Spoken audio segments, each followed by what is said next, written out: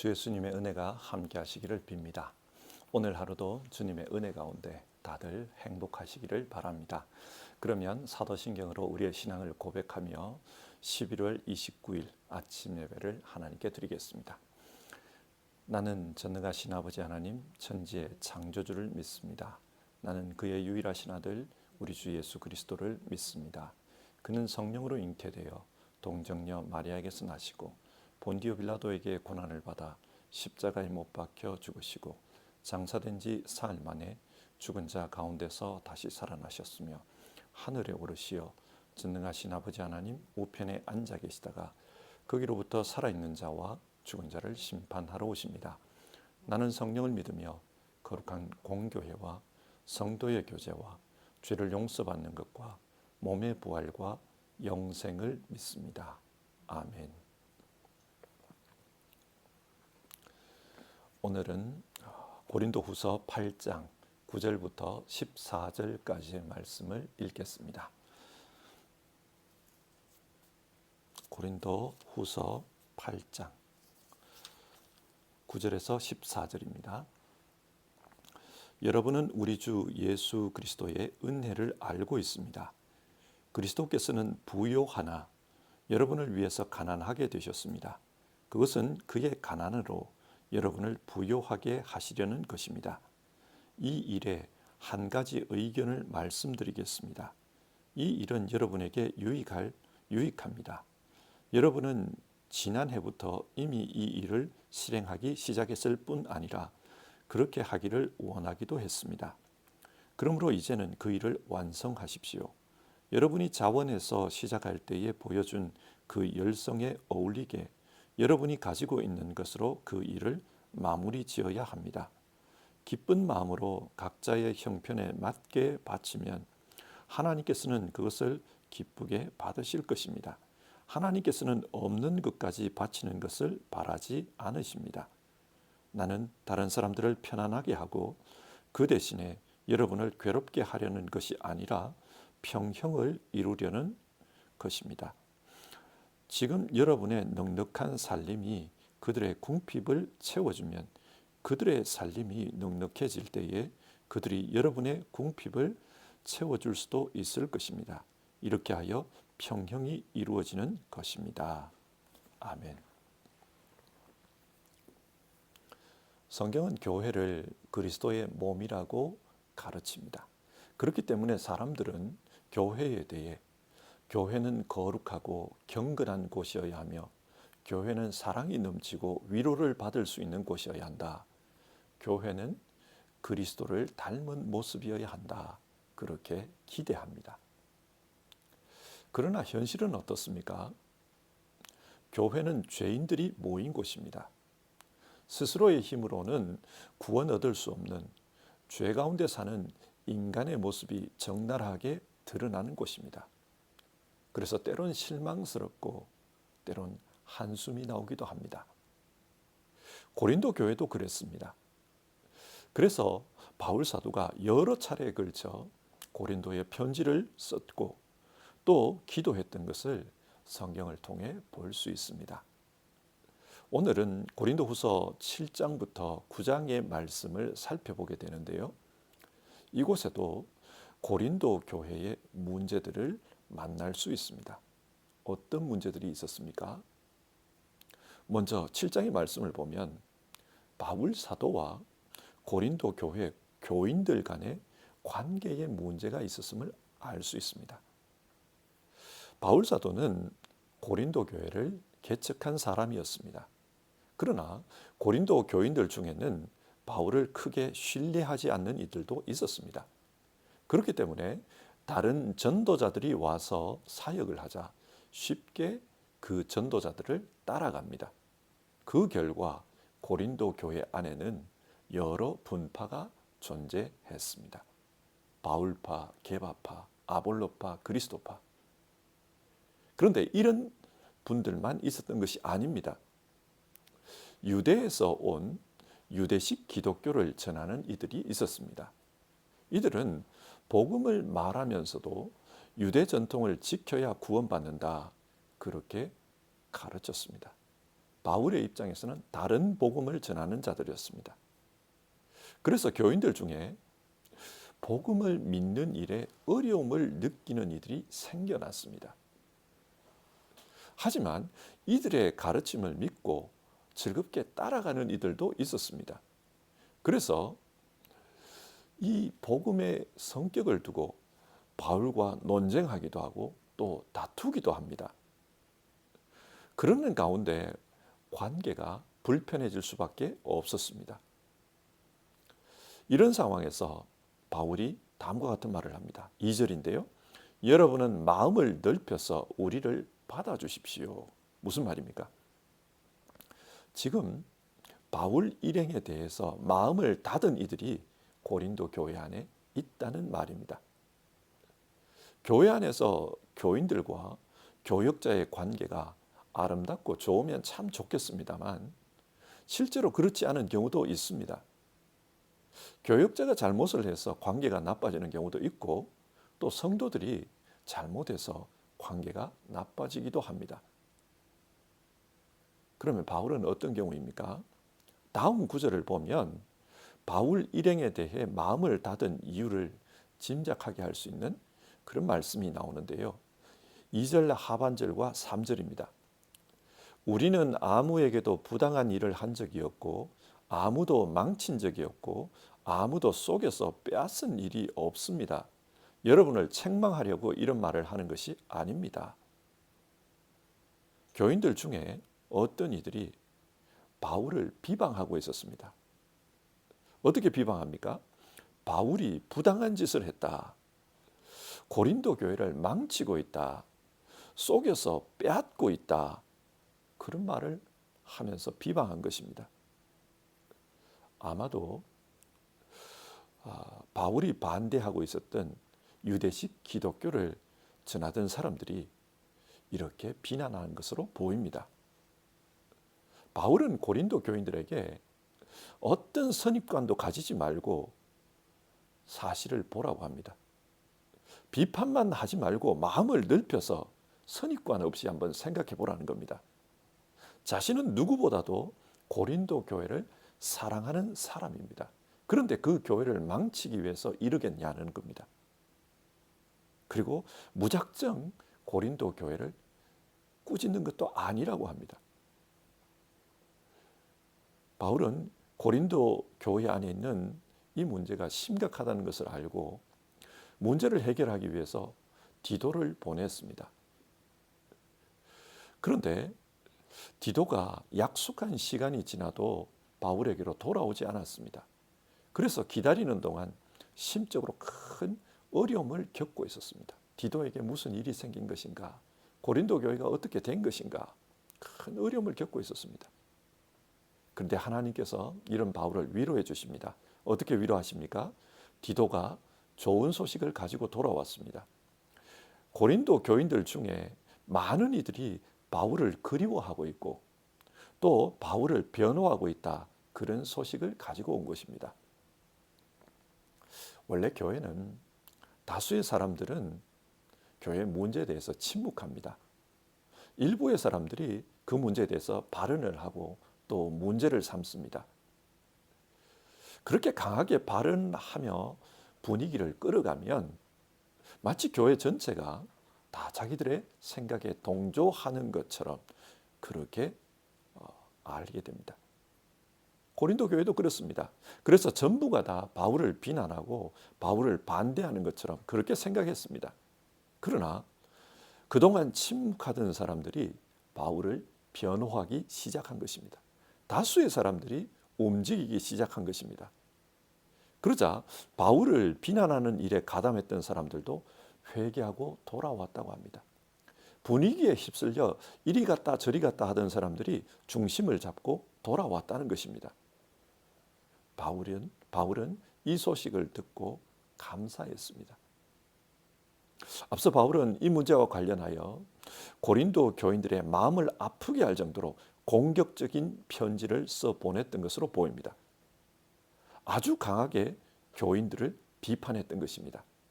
그래서 바울은 한편으로는 교인들에게 미안한 마음을 가지고 있었습니다.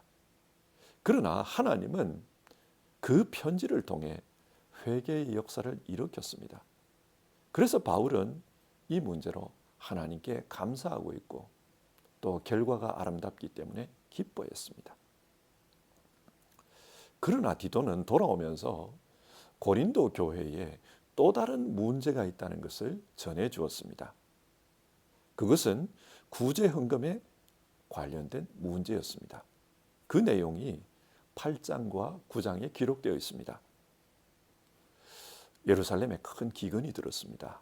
그래서 바울은 이방 교회 교인들에게 구제 헌금을 거두어서 예루살렘 교회를 돕자 그렇게 제안했습니다. 우리가 예루살렘 교회로부터 복음을 전달받아 영적인 은혜를 입었으니 이제 경제적인 어려움을 겪고 있는 그 예루살렘에 우리가 이 경제적인 문제로 도와주자 그렇게 제안한 것입니다. 이 일에 이방 교회들이 기뻐하며 동참하기로 결정했습니다. 그래서 헌금을 모아 예루살렘 교회에 보내기로 한 것입니다.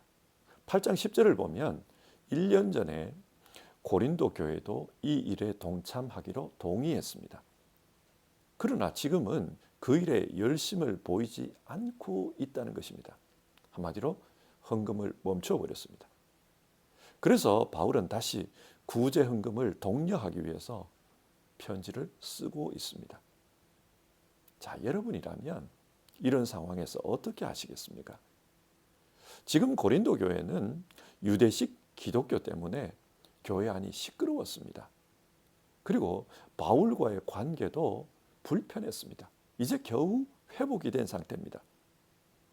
자, 이런 상황에서 바울이 헌금을 권면하는 것이 어떨 것 같습니까?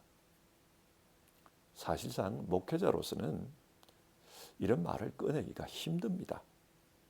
지금 분위기가 좋지 않은데 헌금을 모아라 이런 말 하기가 쉽지 않습니다.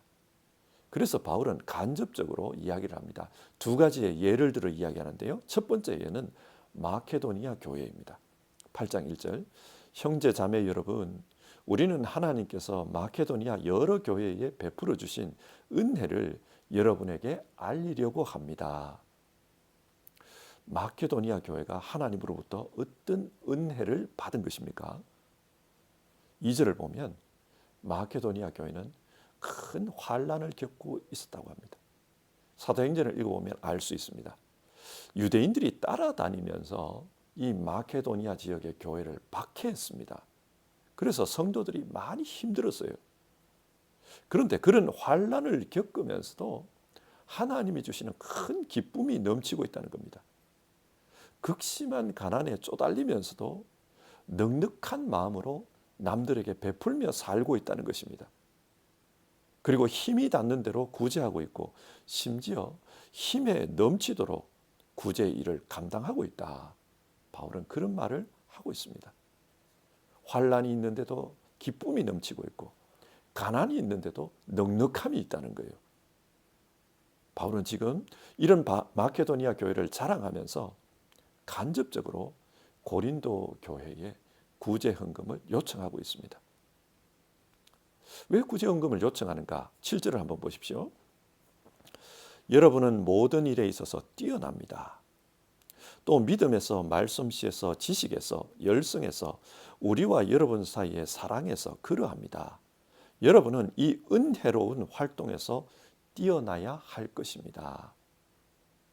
바울은 지금 고린도 교회가 하나님으로부터 어떤 은혜를 받았는지를 이야기합니다. 믿음에서 뛰어나다고 해요. 또 하나님이 주신 많은 은사들을 받았다고 합니다. 실제로 고린도 교회는 이방의 다른 교회들과 비교해 볼 때 경제적으로 여유가 있는 교회였습니다. 고린도전서 11장에 나오는 성만찬에 관한 말씀을 다시 한번 생각해 보십시오. 부자 성도들이 음식을 쌓아와서 자기들끼리 먹었다. 그런 말이 있었습니다. 고린도 교회 안에는 부자도 여럿 있었다는 말입니다. 그런데 가난한 예루살렘 교회를 돕는 이 구제 헌금에 있어서만큼은 인색했다고 합니다. 믿음도 좋고 더 많은 은혜를 받은 사람들이 이렇게 사랑을 베푸는 일에 인색했어야 되겠는가?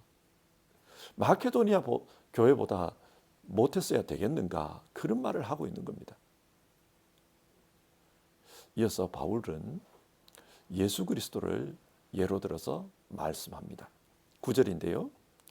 그리스도께서는 부요하나 여러분을 위해서 가난하게 되셨습니다. 빌립보서 2장에 따르면 원래 예수님은 하나님과 동등한 분이십니다. 동등한 본체를 가지신 분이에요.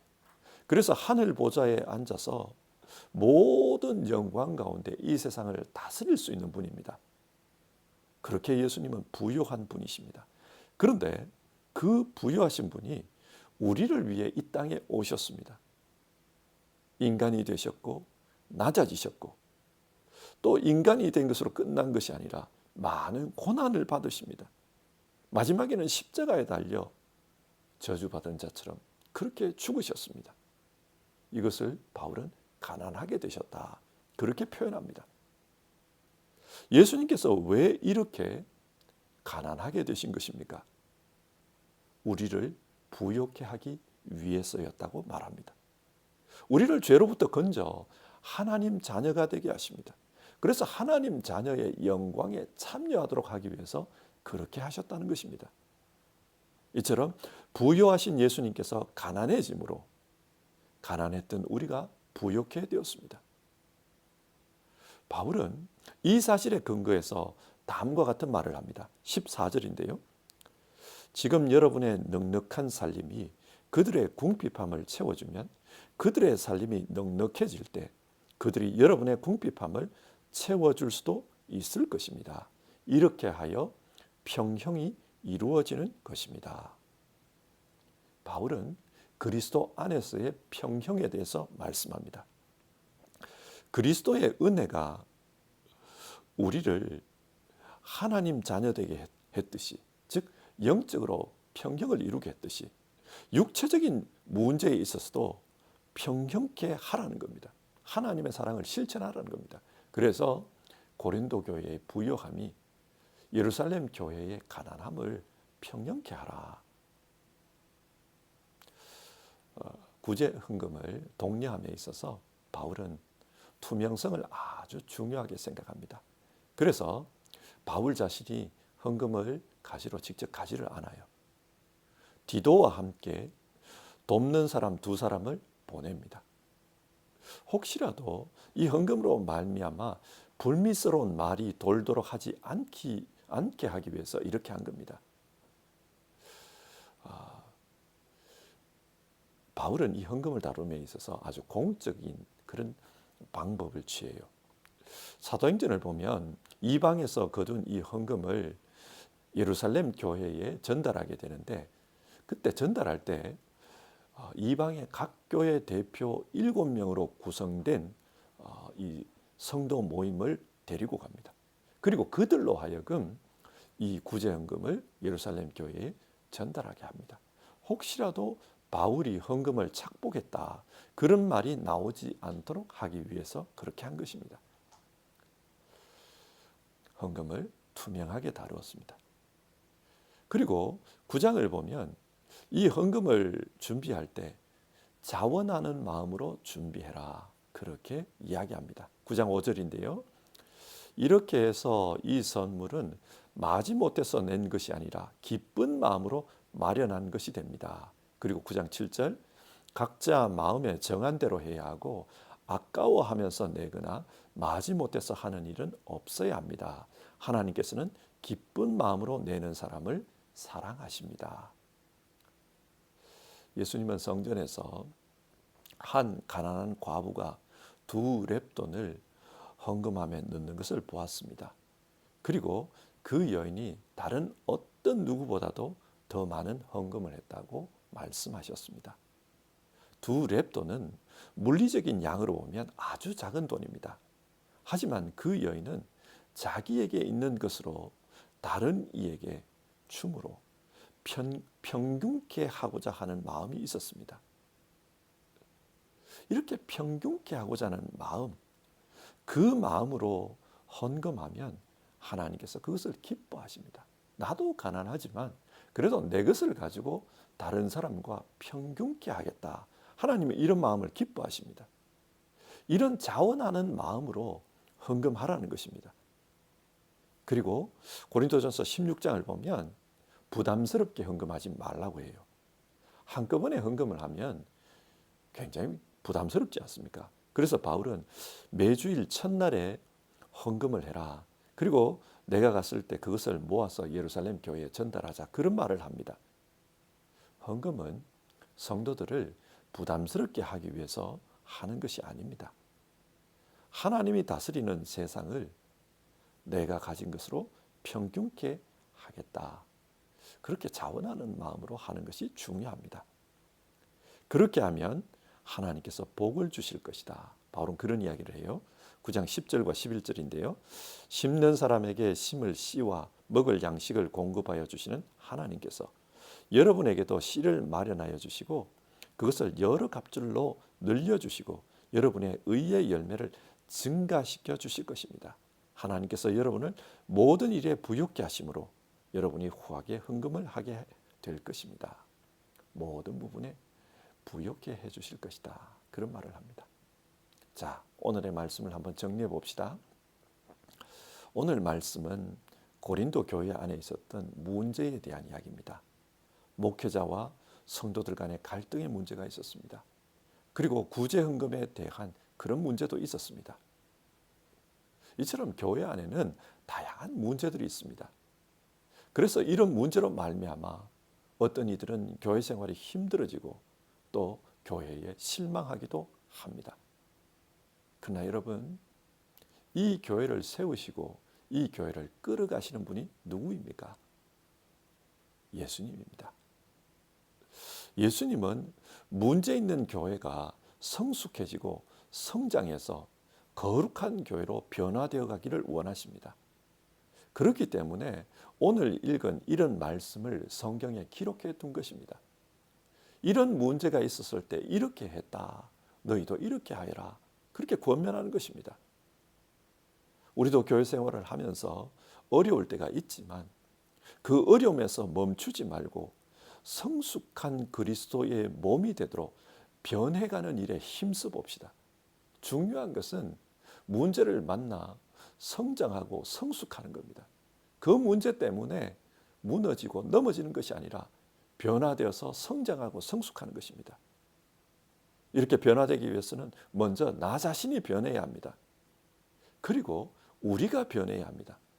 나는 변하지 않으면서 너는 변해야 한다. 자꾸 너를 지적하면 안 됩니다. 오늘 성경을 읽으면서 나도 변하고 또 우리도 변하는 그런 역사가 있기를 바랍니다. 그래서 우리 모두 그리스도의 아름다운 몸의 구성원으로서 성장하고 성숙할 수 있었으면 좋겠습니다. 기도하겠습니다. 하나님, 오늘은 고린도 교회의 문제에 대해 살펴보았습니다. 유한한 인간이 모인 곳이다 보니 교회 안에도 여러 가지 문제가 있습니다. 지금 우리도 마찬가지입니다. 그러나 하나님, 이런 문제를 성경을 읽는 가운데 영적 성장과 성숙의 기회로 만들어갈 수 있도록 도와주시옵소서. 그리스도의 몸으로서 살아가도록 나 자신이 변하고 우리가 변할 수 있도록 도와주시옵소서. 베를린 소망교회가 올해 창립 30주년이 되었습니다. 다가오는 주일이 교회 창립 기념주일입니다. 성숙한 교회가 되어 하나님의 역사에 쓰임받을 수 있도록 주님 도와주시옵소서. 지금까지 이 교회를 위해 수고한 모든 이들을 주님께서 기억하시고 위로하시고 축복해 주옵소서. 또 앞으로 주를 위해 수고할 모든 이들에게 주님께서 은혜를 내려 주시옵소서. 그래서 교회 생활을 통해 주님께 감사하고 기뻐하는 그런 일들이 일어나게 하옵소서. 지금까지 교회를 인도해 주신 주님께 감사를 드립니다. 이 모든 말씀 우리 주님 예수님의 이름으로 기도드립니다. 아멘.